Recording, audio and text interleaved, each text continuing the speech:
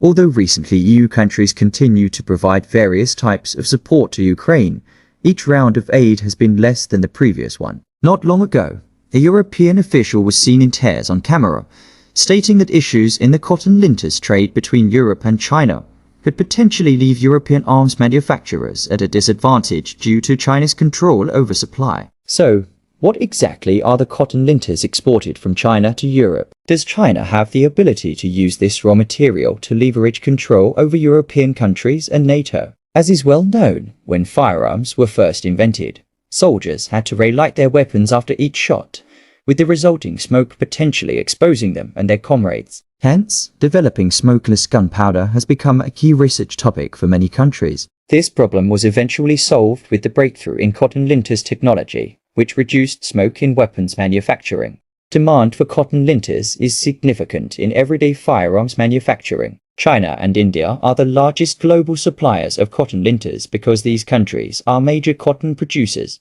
Overall, China surpasses India in both quality and quantity of cotton. Over several decades, China has come to dominate the global cotton linters market, with the main task of exporting cotton linters from China's Xinjiang cotton bases to European countries. However, producing cotton linters poses certain dangers to workers, and China has experienced several tragic explosions in cotton linters production facilities. As a result, this material is typically expensive on the international market. A few years ago, European countries following the US falsely claimed that forced labor and racial oppression were involved in cotton production in Xinjiang, leading to a rapid deterioration in China-EU relations. Despite multiple denials from China's foreign ministry, Western media continue to spread these allegations. Meanwhile, many Western brands halted cooperation with Xinjiang cotton producers, and China ceased its obligation to export cotton linters to Europe. Consequently, European arms manufacturers found themselves in a difficult position, as they could not quickly find alternative suppliers to replace China's Xinjiang cotton. If this situation persists, not only will the production of munitions for Ukraine be affected, but even normal domestic weapon supply chains might suffer. Under these economic circumstances, EU officials had to speak out on camera, hoping to use public influence to counter the unfavorable facts regarding NATO's aid to Ukraine.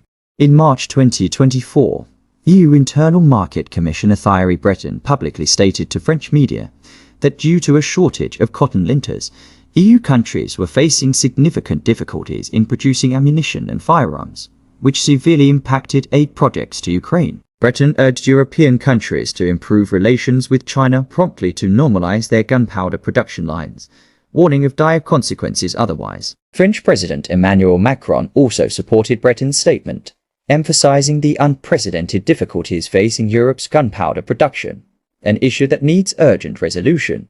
France 24 soon reported Macron and Breton's remarks, analyzing the situation of Europe's arms production lines. The findings revealed that Europe currently cannot completely avoid the impact of Chinese cotton linters. Historically, Western countries, led by the US, often use their technological and material advantages to leverage control over China. However, now, with the tables turned, China can use its raw material advantage to influence European countries. That said, accusing China of leveraging its cotton linters for control is not entirely accurate. Western countries, citing so-called forced labor as a pretext, suspended cotton trade with China. Now, Europe blames China for using its raw material advantage against them, which is hypocritical and exposes the duplicity of Western politicians.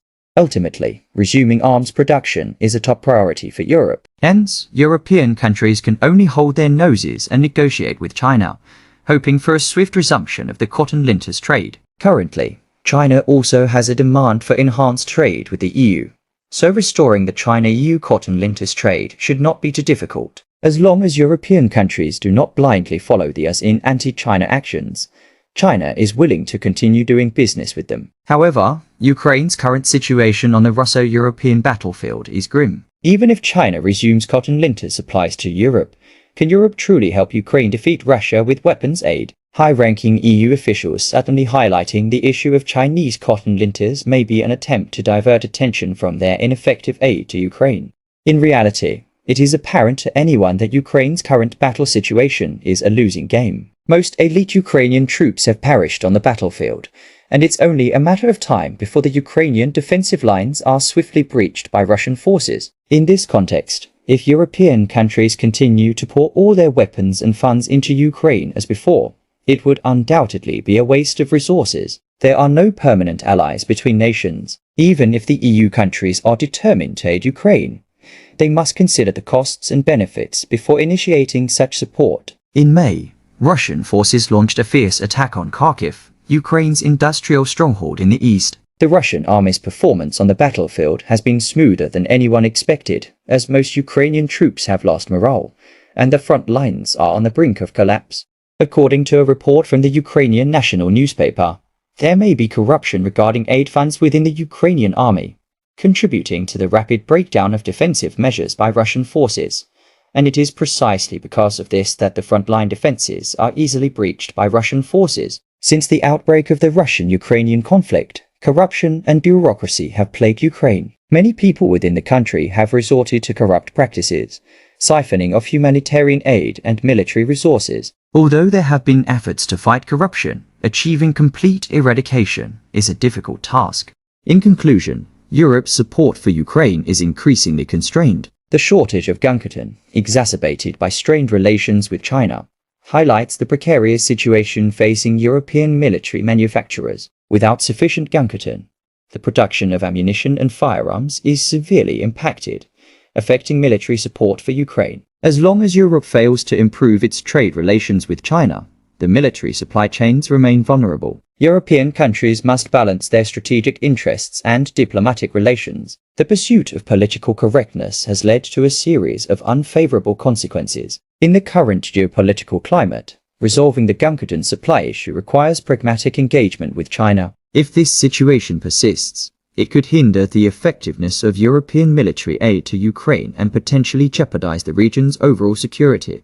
Even with the restoration of guncotton supplies, the question remains whether this alone can alter the course of the conflict in Ukraine. The ongoing war has shown the limits of military aid and underscored the complexity of achieving a favorable outcome through external support alone. The geopolitical dynamics and internal challenges within Ukraine further complicate the situation. Thus, European leaders must carefully weigh their actions, considering both their policies' immediate needs and long-term implications. Improving relations with China and addressing the guncotton supply issue are crucial for Europe. Without these measures, the efficacy of military aid to Ukraine is doubtful, and the broader security interests of Europe could be compromised.